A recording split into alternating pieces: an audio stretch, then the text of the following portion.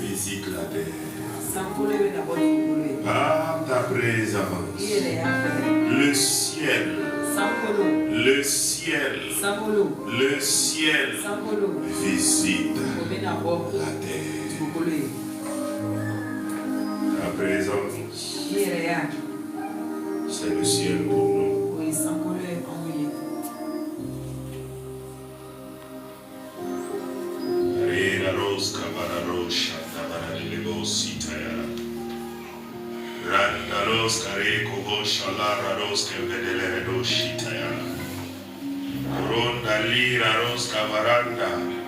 Ah, ta présence, c'est le ciel.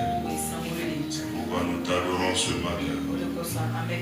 En ta présence, avec la compagnie des multitudes d'anges, des séraphins, des chérubins, avec les 24 vieillards, nous proclamons que tu es saint. Proclamons que tu es saint. Tu es Dieu. Tu es Dieu. Tu es Dieu. Tu es lent à la colère. riche en bonté, miséricordieux, miséricordieux. Oh, louange à toi, gloire à toi, magnificence à toi, sois élevé, l'ancien des jours, le commencement et la fin, l'étoile brillante du matin, celui qui était, qui est et qui vient. Oh, la parole, oh, la lumière divine, oh, toi qui existes par toi-même, les grands je suis. Allez, la rose, cabarino, rasaranga, lora, kataya. Tu es saint. Celui est rempli de ta gloire. Tu es saint. Oh, nous adorons ta présence. Présence, c'est le ciel pour nous. Et c'est pourquoi en ces instants, nous sommes en ta présence. L'atmosphère céleste prévaut en ce lieu. Ta présence est manifeste en ce lieu. Nous représentons le royaume des cieux sur la terre. Nous sommes du royaume. Nous sommes sur la terre, mais nous t'appartenons. Nous sommes dans ce monde, mais nous ne sommes pas de ce monde. Merci pour ta présence. Et en ta présence, tu parles, Seigneur. Parle-nous ce matin. Parle-nous ce matin. Parle à mon frère. Parle à ma soeur. Touche nos vies. Quand tu parles, ta parole est puissante. Ta parole est une parole d'autorité. Ta parole brise les rocs. Ta parole fait enfanter les biches. Ta parole est comme l'éclair qui fracasse et qui gronde. C'est pourquoi, Seigneur, maintenant même, ta parole jaillira. Ta parole jaillira. Ta parole jaillira. Ta parole sortira. Ces rochers seront brisés. Dans le nom de Christ Jésus, ces ennemis dégageront. La mort fuira. La lumière paraîtra. Et ta gloire se manifeste. Ta lumière agira puissamment. Merci Saint-Esprit de Dieu. Parce que tu nous donnes la révélation de ta parole. Béni soit le nom de l'Éternel. Béni soit le nom de celui qui vient. Lui qui était, qui est et qui vient. Jésus-Christ, le roi des rois, le Seigneur des seigneurs, le Dieu immortel. À toi la gloire, à toi la louange, à toi la magnificence. D'âge en âge, d'éternité en éternité. Et les saints disent Amen. Les saints disent Amen. Les saints disent Amen. Les saints disent Amen. Et les saints disent Amen. Amen. Gloire au Seigneur. Bénissons le Seigneur. Nous rendons grâce ce matin pour ses bienfaits et merveilles. Notre Dieu est merveilleux aujourd'hui. Il est digne de louange, il est digne d'adoration. Il est digne d'être célébré. Alléluia. Louange et gloire à lui. Ce matin, nous allons continuer avec la parole. La parole de Dieu que le Seigneur nous a donné depuis le début de l'année. Depuis le début de l'année, il nous parle. Et le thème de l'année, nous voulons mieux comprendre ce thème. Nous voulons mieux apprécier ce thème. Afin que notre vie de 2025 ne soit pas une vie, en tout cas, au hasard. Que notre vie de 2025 soit une vie remplie de témoignages. Soit une vie qui va marquer un tournant. Soit une vie, lorsque nous nous rappelons, nous puissions dire en telle année, voici ce que le Seigneur a fait pour nous. Nous voulons que cette année, la parole puisse nous transformer et nous toucher. Et le thème de cette année, qui est le concurrent moissonneur. Le travail. Notre année de concurrent moissonneur.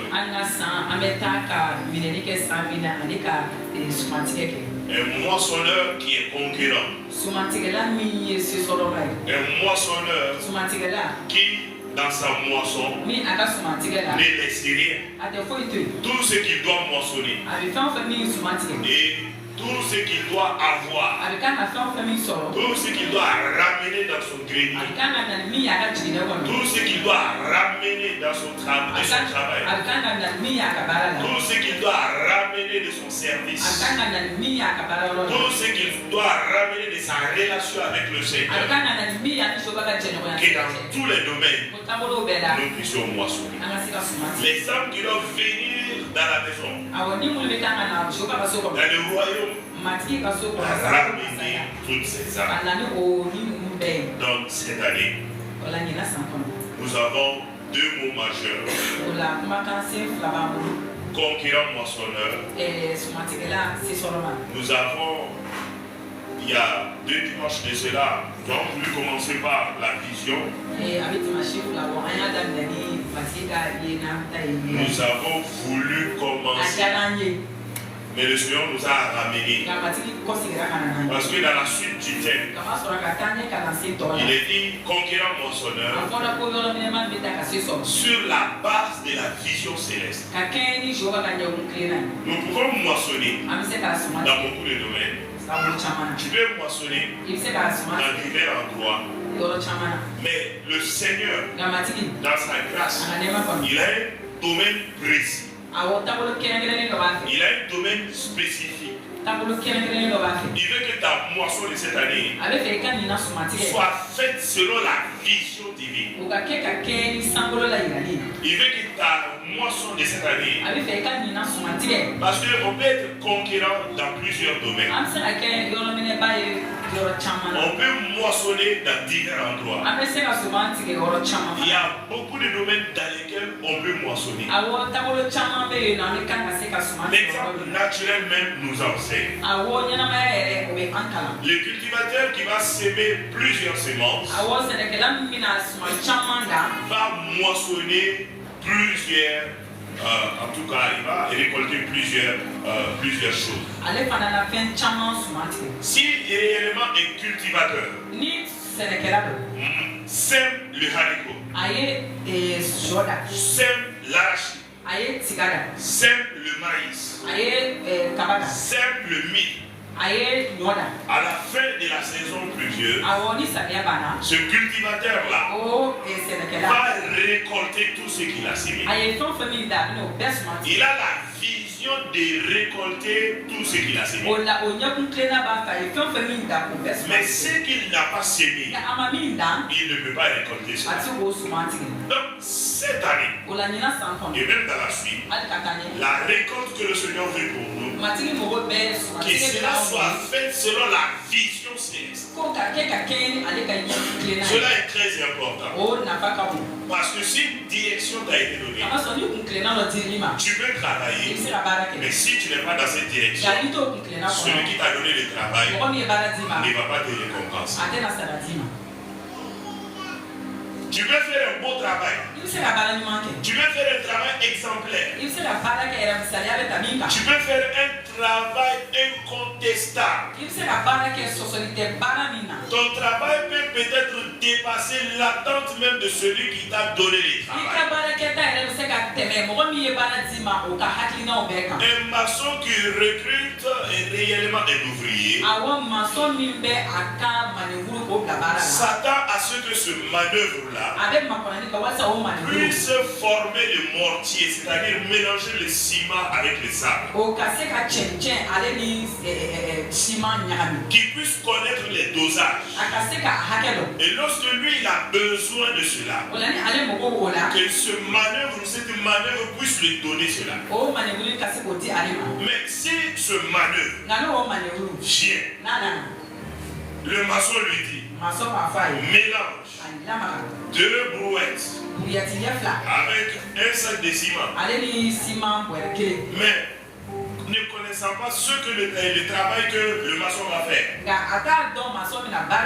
Mais il s'est dit en lui-même, normalement, c'est 3 brouettes avec un sac de ciment.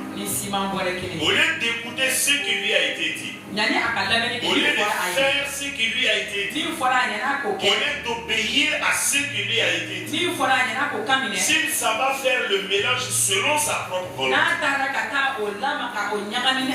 ce qu'il a fait peut ne pas servir au maçon. Ou ça peut amener des conséquences dans le travail du maçon. Et le maçon même peut lui dire, ce pourquoi tu as été recruté, tu n'as pas fait cela. À la fin de la journée, je ne peux pas te payer.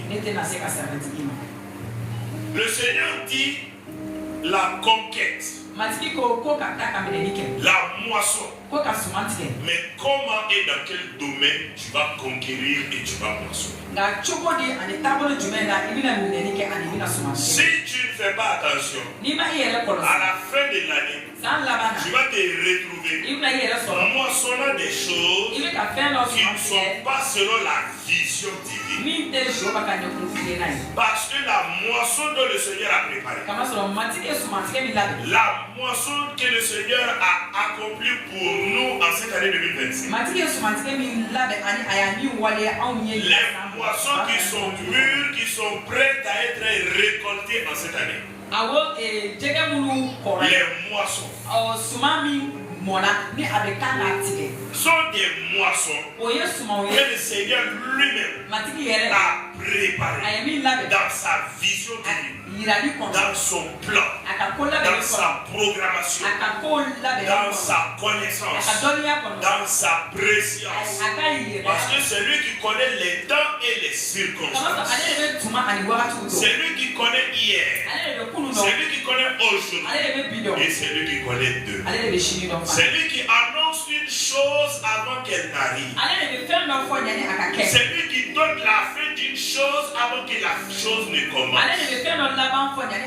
C'est lui qui connaît comment est-ce qu'une chose va se passer. C'est pourquoi dans la parole, il a révélé à son serviteur, l'apôtre Jean, ce qui doit arriver à la fin des temps. La fin des temps est là. Nous sommes dans cette fin des temps. Les choses qui doivent se passer, les choses qui doivent nous avertir, les choses qui doivent nous servir de leçon, des choses qui doivent attirer notre attention, des choses qui doivent nous pousser à nous préparer. Il a décrit ces choses. Pourquoi? Parce qu'il connaît la fin d'une chose avant son commencement. Et s'il dit quelque chose, c'est parce qu'il a préparé cette chose. C'est parce qu'il a préparé cette chose. Tout ce qu'il fait, il le prépare. Il prépare ses enfants. Il prépare ses serviteurs. C'est pourquoi même pour sauver le monde, il a préparé le monde. Il a préparé le monde. Il a préparé le monde. Il a envoyé ses prophètes. Il a envoyé ses serviteurs. Il a envoyé des rois. Annonçant ces choses, que son fils va venir. Son fils va venir. Le travail que son fils doit faire, il a annoncé ces choses. Il a décrit ces choses afin que lorsque son fils viendra, les gens de cette époque puissent reconnaître son fils et puissent l'accepter. Afin que la grâce qu'il a puisse accorder cela à ces personnes. C'est important. Oui, la moisson. Oui, la conquête. Mais il y a une ligne directrice. Et nous nous sommes dit, nous devons mieux comprendre d'abord qui est un conquérant. Il est dit conquérant moissonneur. Qui est un conquérant? Les conquérants, c'est qui?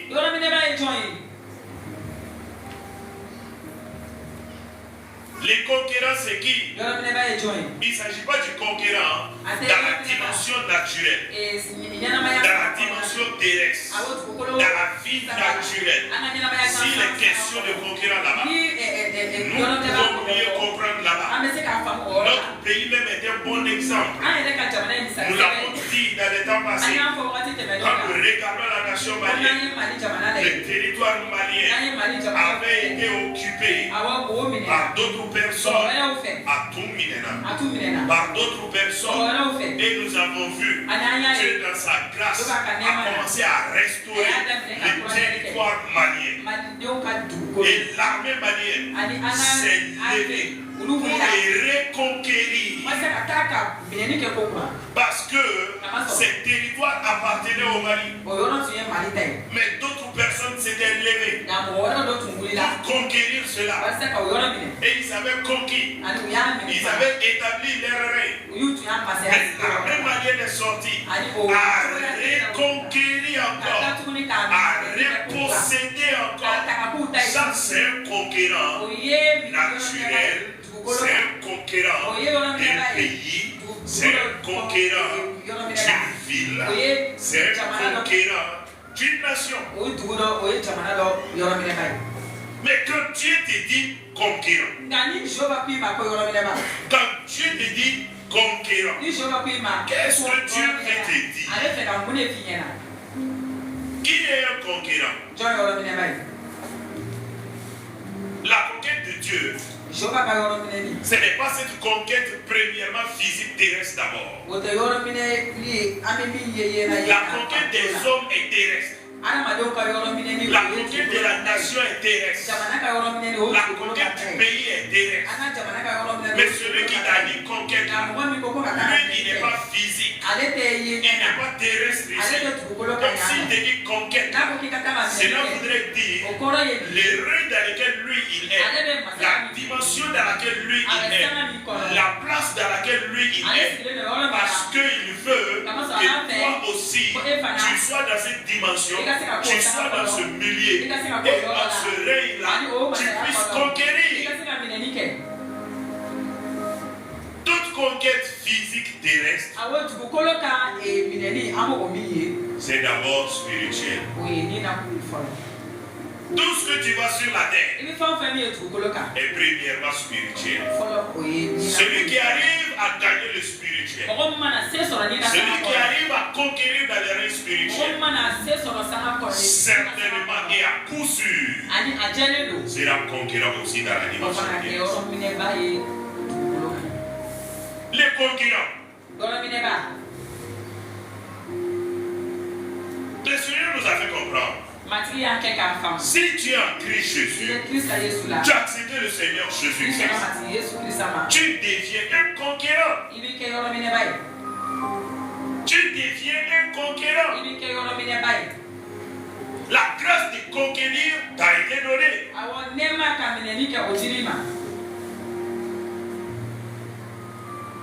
Parce qu'un conquérant, c'est quelqu'un qui a une autorité, c'est quelqu'un qui est dans une dimension, c'est quelqu'un qui a reçu une force, c'est quelqu'un dont la vie a été travaillée, c'est quelqu'un qui n'est plus simple, naturel comme cela, mais qui a reçu en tout cas des forces et des capacités qui étaient dans une première dimension, mais qui étaient ramenées à une autre dimension. Et maintenant, sa vie devient une vie de témoignage. Sa vie devient une vie étonnante. Sa vie devient une vie en tout cas exemplaire. Une vie qui devient étrange. Et quand il parle, et quand il opère, quand il agit, tous sont étonnés.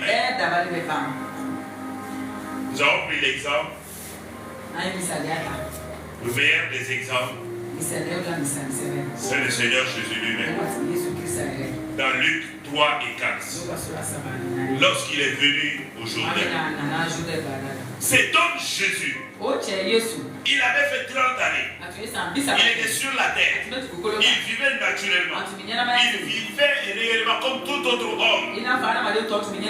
En tout cas, à des moments là, les gens le voyaient bizarre. À des moments là, quand on les regardait, souvent ils posaient des actions qui étonnaient les gens. Mais il était là, il vivait comme tout le monde, il agissait comme tout le monde, il respirait de l'air comme tout le monde, il mangeait comme tout le monde, et dans sa famille, dans sa maison, à part son père et sa mère, qui avaient reçu des paroles à son sujet, même eux-mêmes à des moments donnés commençaient à douter. Ils disent, mon fils là, il est bizarre. Souvent on ne le comprend pas.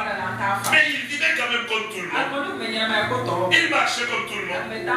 Mais en tout cas dans sa vie, c'était un jeune qui était vraiment respectueux, qui respectait les gens. C'était un jeune qui était exemplaire. C'était un jeune dont la vie était une vie vraiment qui donnait du bon témoignage. Mais ce jeune homme-là, les gens de son quartier l'avaient constaté. Les gens le regardaient. Il y avait d'autres jeunes comme cela qui sortaient, qui couraient derrière les filles. Mais lui, ce jeune-là, il ne le faisait pas. Mais il conseillait les gens. Il disait aux gens, soyez bons. Il encourageait les gens. Mais quand on les regarde, souvent quand même il est bizarre.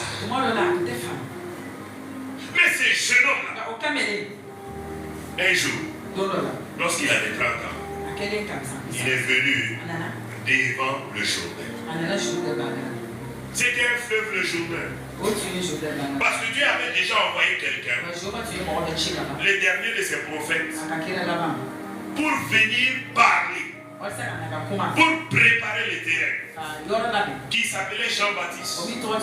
Il est venu, il a prêché à Israël, il a parlé aux enfants d'Israël. Il a dit, répentez-vous. Le royaume de Dieu est proche. Répentez-vous. Dieu qui est au ciel, il veut venir sur la terre. Parce que Dieu l'avait enseigné sur la terre. Dieu l'avait donné cette parole prophétique. Dieu lui avait dit à Jean, tu vas venir sur la terre. Voici la mission que je t'ai confiée. Parce que Dieu ne fait rien comme cela au hasard. Il prépare toujours. Il enseigne toujours. Il donne des directives toujours.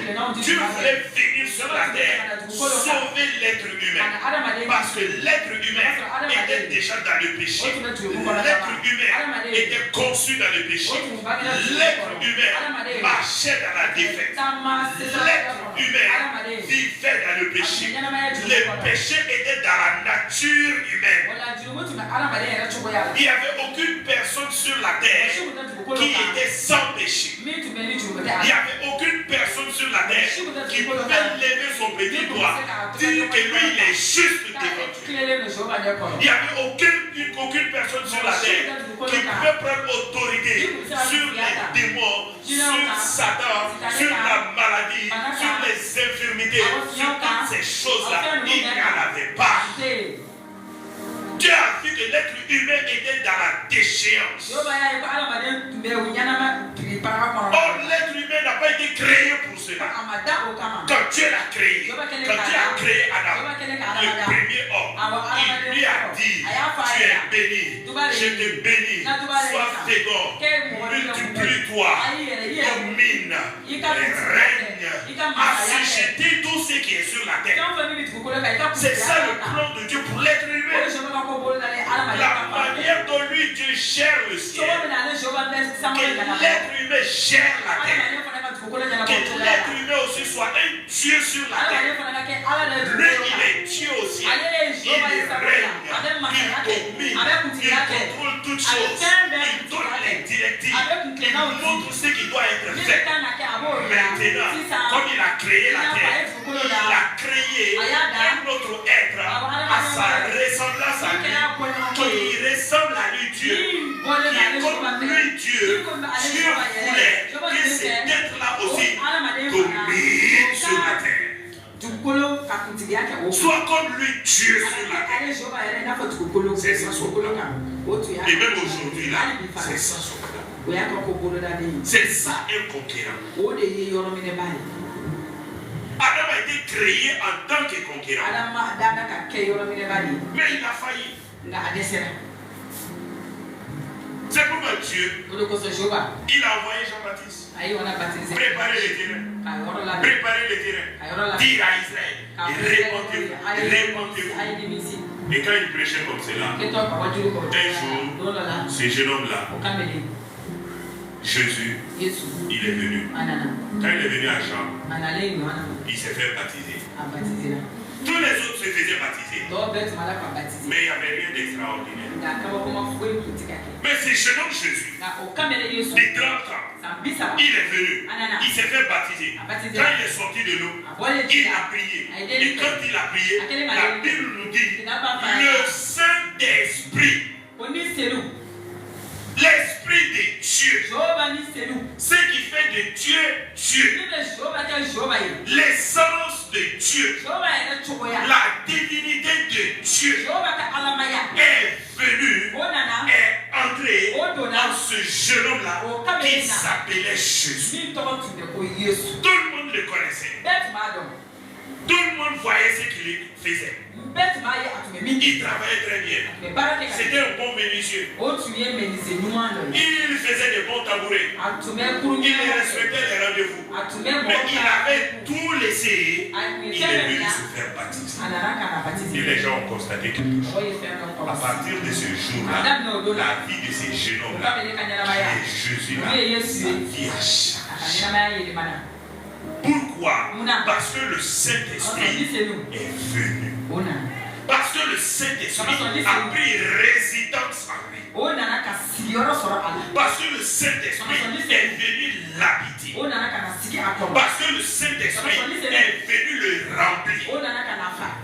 Parce que le Saint-Esprit, lorsqu'il est venu en Jésus, avant le baptême, il avait des capacités, il avait des forces, il avait des connaissances, il avait des manières de faire, il avait une certaine vie. Mais quand le Saint-Esprit est venu, le Saint-Esprit a pris contrôle de tout cela. Et quand il a pris contrôle de toutes ces choses-là, ces caractères-là, ces attitudes, toutes ces choses de Jésus ont été soumis à l'Esprit de Dieu. Et Jésus, il est devenu un conquérant. Depuis ces jours-là, quand il voyait quelqu'un malade, il avait reçu l'autorité, la force, l'onction, la capacité, la vie qu'il faut, l'autorité qu'il faut. Maintenant, pour parler à la maladie et dire à la maladie, dégage des secours. Et quand il le faisait, la maladie obéissait. Pourquoi? Parce que le Saint-Esprit est venu en lui. Il a fait naître de nouveau. Il est entré dans une nouvelle dimension. C'est ça un conquérant. Un conquérant, c'est quelqu'un qui a reçu l'Esprit de Dieu en lui. Et qui a laissé l'Esprit de Dieu contrôler sa vie. Qui a laissé le Saint-Esprit prendre le dessus sur sa vie. Le conquérant n'est pas un chrétien. Un chrétien n'est pas forcément un conquérant vainqueur.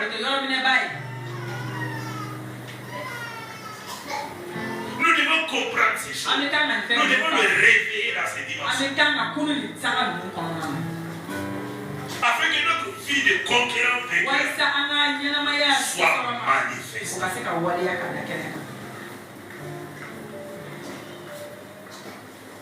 Nous disons que nous avons le Saint-Esprit. Nous avons été baptisés d'eau. Que nous avons le Saint-Esprit en nous. Nous sommes baptisés du Saint-Esprit. Mais est-ce que notre vie reflète la vie du conquérant vainqueur?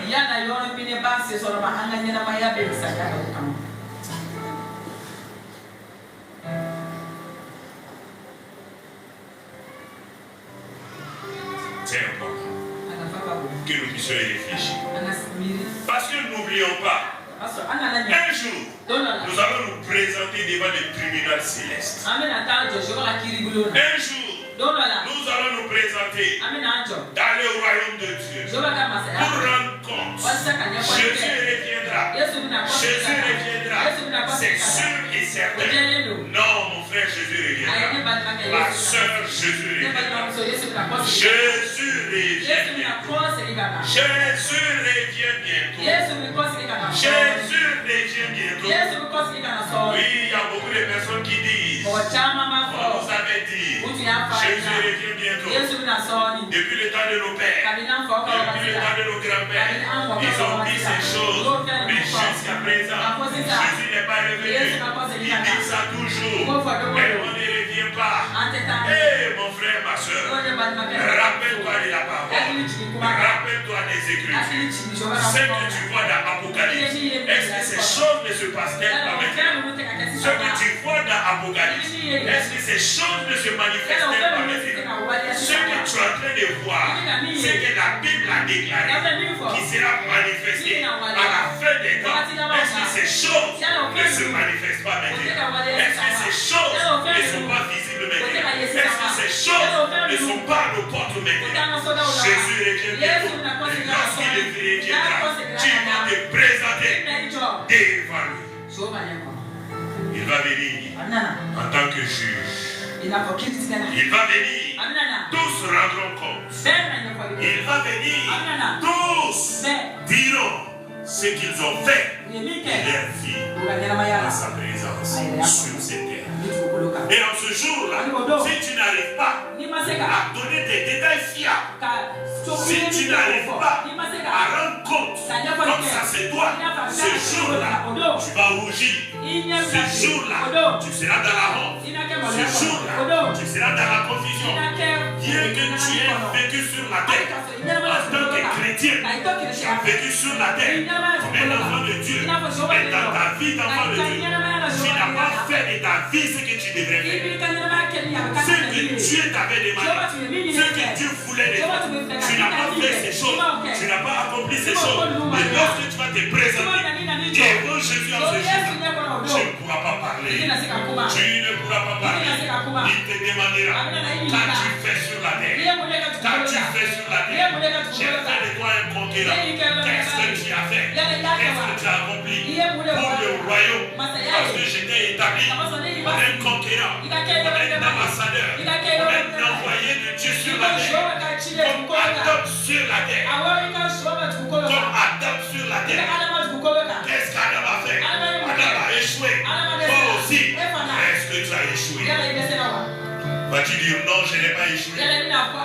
Si tu dis non, je n'ai pas échoué, il te dira, si tu n'as pas échoué, qu'as-tu fait?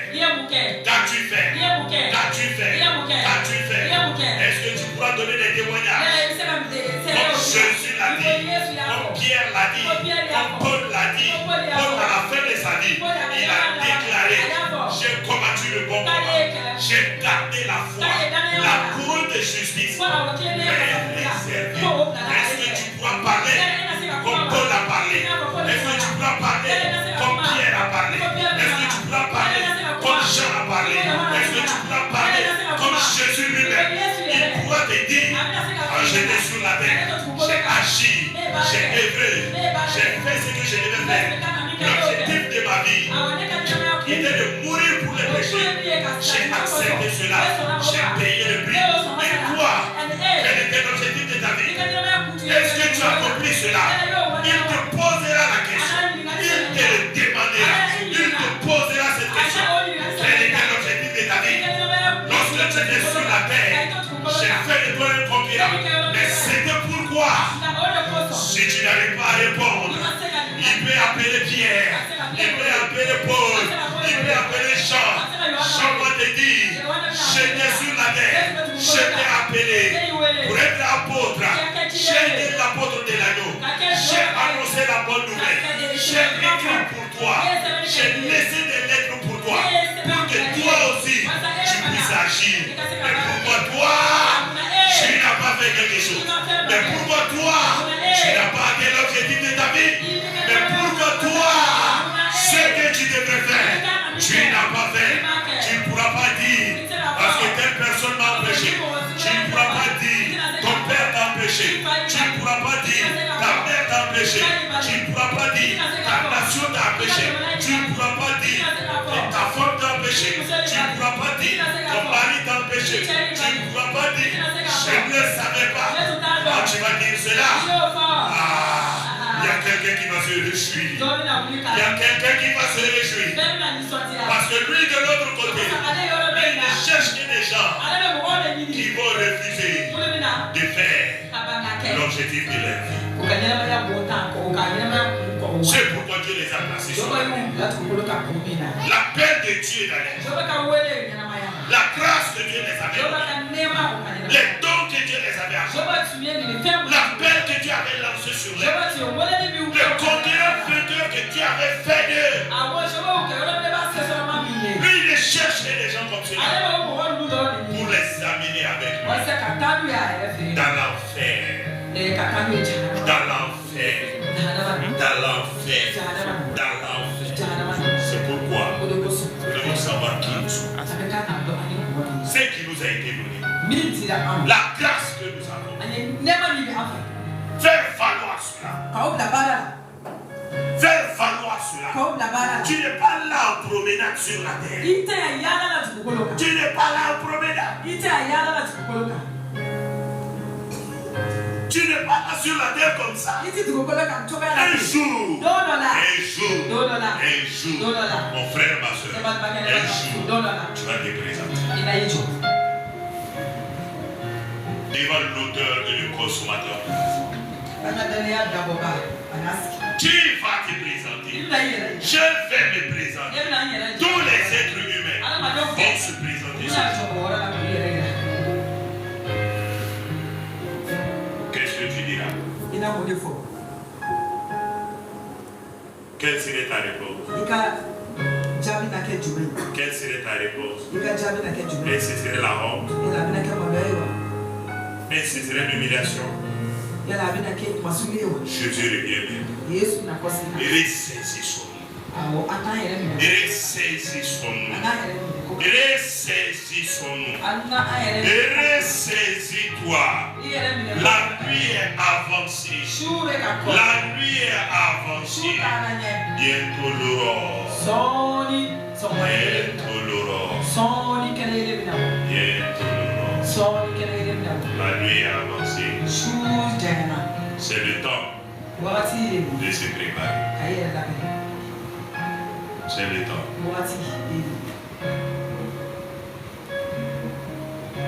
C'est le temps.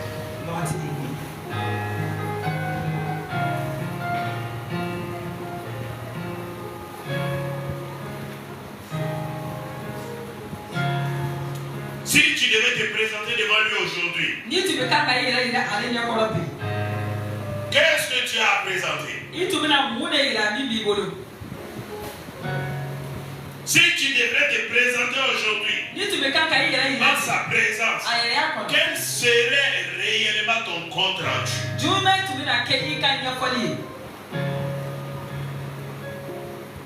Si tu devrais te présenter ce matin, qu'est-ce que tu as amené que tu allais pouvoir présenter? Seigneur, voici ce que j'ai fait pour toi. Voici ce que j'ai fait pour le royaume. Voici, en tant que conquérant vainqueur, voici mes conquêtes. Voici mes moissons.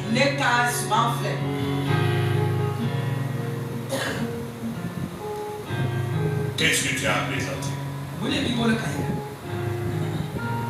Qu'est-ce que tu as à présenter?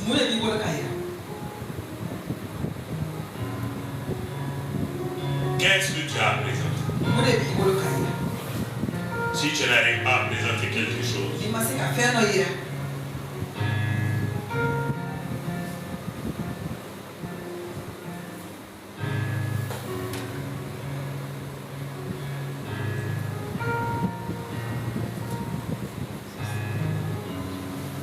qu'est-ce que tu as présenté?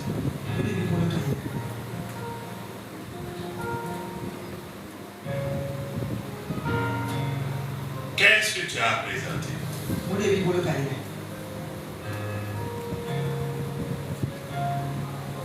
Si Jésus devait venir aujourd'hui, qu'est-ce que tu as présenté?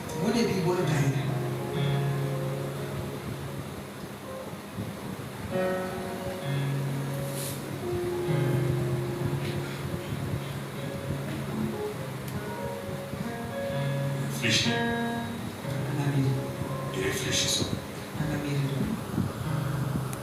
Si Jésus devait se présenter aujourd'hui, qu'est-ce que tu as présenté?